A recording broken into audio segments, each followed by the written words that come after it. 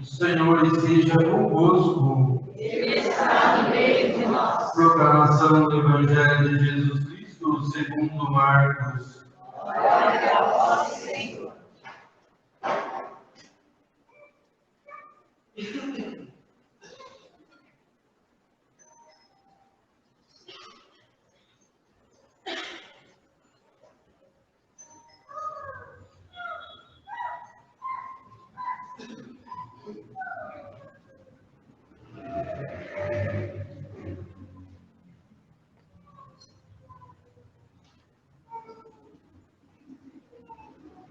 Naquele tempo, Jesus manifestou-se aos 11 discípulos e disse-lhes: Ide pelo mundo inteiro e anunciai o Evangelho a toda criatura. Quem crer e for batizado será salvo. Quem não crer será condenado.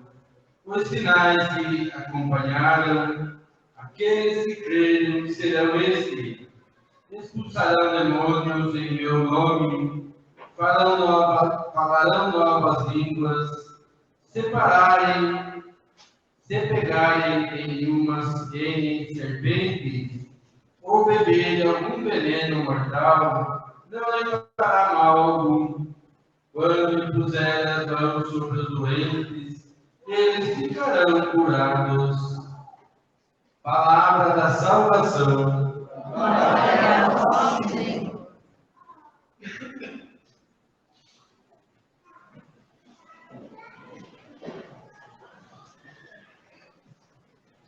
Caros irmãos e irmãs, é bom que nós estamos reunidos essa noite para celebrar o padroeiro desta comunidade, celebrar São Paulo, apóstolo, seu primeiro trido aqui nessa comunidade, tantos outros que iremos celebrar para a glória de Deus.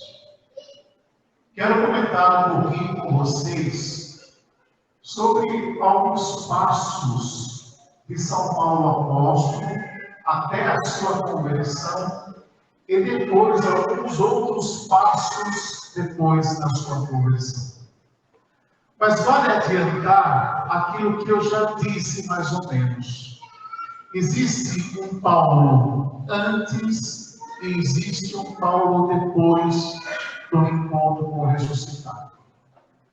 E essa experiência, ela foi tão marcante na vida dele, impactou tanto, que em vários momentos em Atos dos Apóstolos, ele relembra este fato. Não só em alguns outros momentos em Atos dos Apóstolos, mas também nas cartas que ele escreve para as comunidades que ele funda. Em algumas, ele também traz à tona o dia em que ele se encontrou com o ressuscitado. Qual foi o momento em que você fez o seu encontro com Deus? Qual foi aquele momento chave em que o ressuscitado impactou tanto a sua vida que você pode dizer: olha, existe um eu antes, existe um eu depois daquela experiência que você fez? Talvez no encontro de jovens, talvez no encontro de casais com Cristo, talvez num encontro de carnaval, talvez no encontro que você foi daquele ministério que você estava ou ainda está exercendo, talvez num grupo de oração, não sei. Mas nós que estamos aqui, caríssimos, parece-me que quase que na totalidade, eu acho que a gente pode sim cavocar um pouquinho a nossa história e achar lá o momento em que a chave mudou. Porque se não mudou ainda, se ainda o ressuscitado, ele não incide a sua luz de misericórdia sobre as trevas que há em mim, é porque eu preciso aprofundar um pouquinho disso. Porque eu também não posso deixar lá no passado o encontro com Jesus. Aquele encontro ele tem que ser cultivado cada dia como uma amizade. Um amigo que nós encontramos pelo caminho e que encontra um amigo, encontra um tesouro, essa amizade ela precisa ser cultivada. Precisa haver uma correspondência dessa amizade. E o cultivo saudável, a distância necessária, a troca de cuidados de um amigo com o outro, isso vai fortalecendo cada vez mais a amizade. E a gente não se esquece de um amigo assim. A gente não pode se esquecer do nosso amigo Jesus. Paulo, um judeu, bem cuidado na sua religião, só que ele não morava em Jerusalém. Paulo é de Tarso, de uma região chamada Cilícia, de uns judeus que eram ditos judeus da diáspora, da dispersão, onde a língua falada ali nem era mais o hebraico. Os mais velhos ainda cultivavam a velha tradição, inclusive a língua. Mas os mais novos já tinham perdido esse costume dos antigos. Ali falava-se o grego.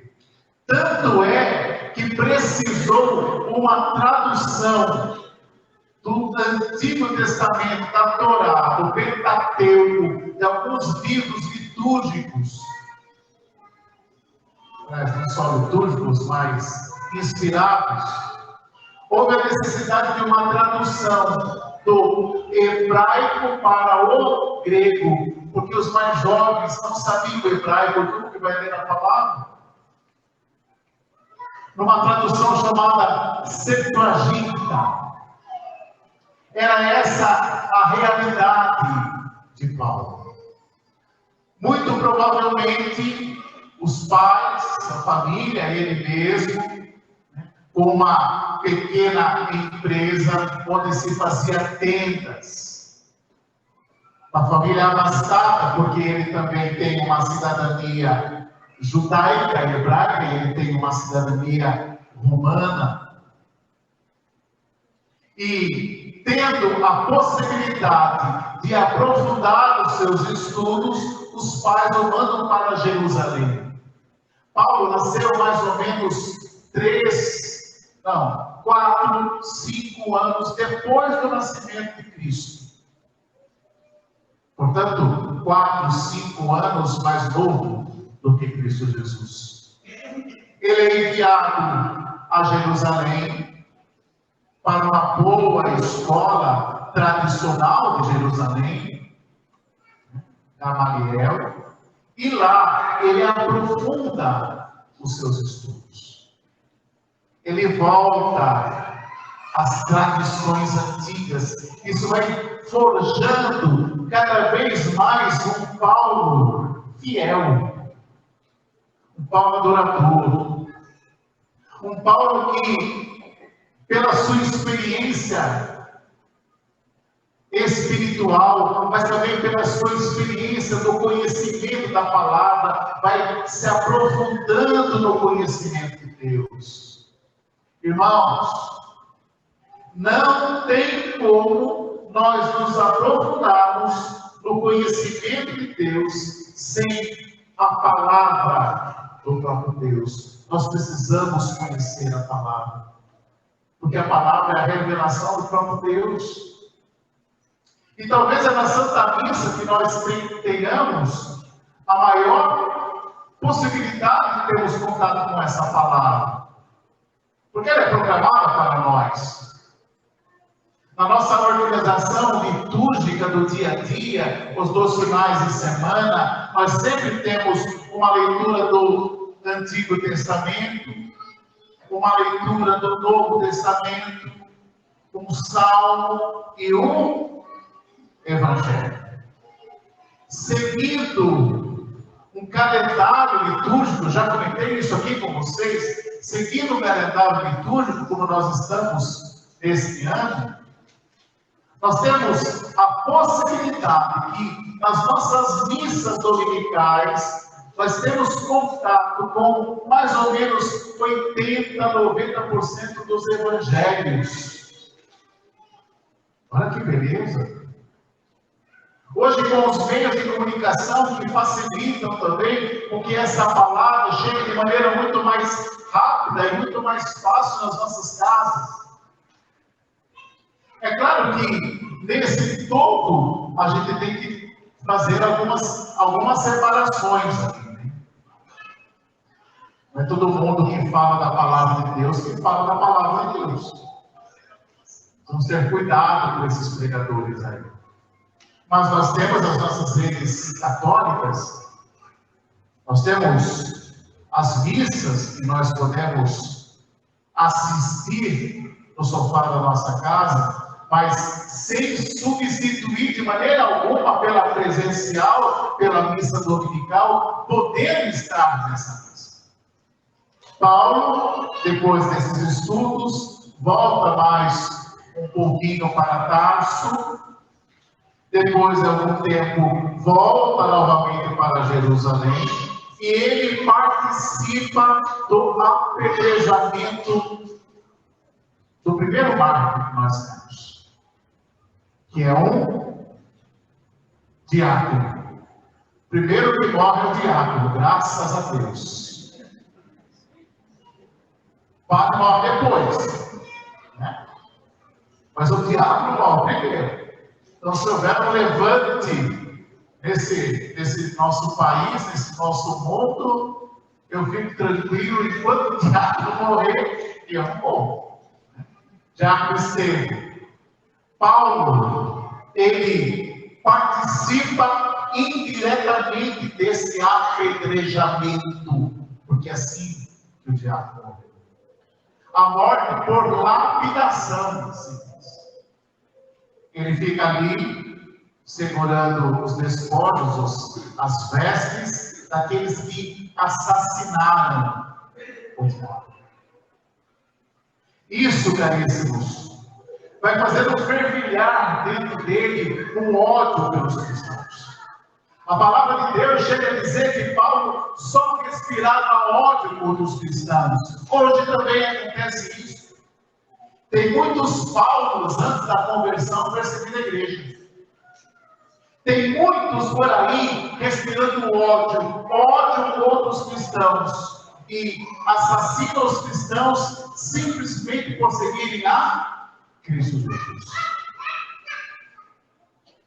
Estava vendo uma estatística esses dias, só no ano passado, caríssimos, assusta um pouco a gente.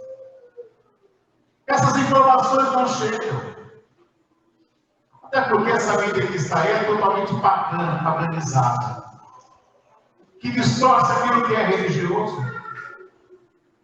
Pegue nas produções que nós temos, nas nossas TVs, como que o religioso, ele é colocado nessas produções. Geralmente com uma pessoa fraca. Geralmente com um fofoqueiro, uma fofoqueira, não que a gente não seja, né? Pecado, tá? Mas a figura do religioso é colocada ali quase como uma figura caricata.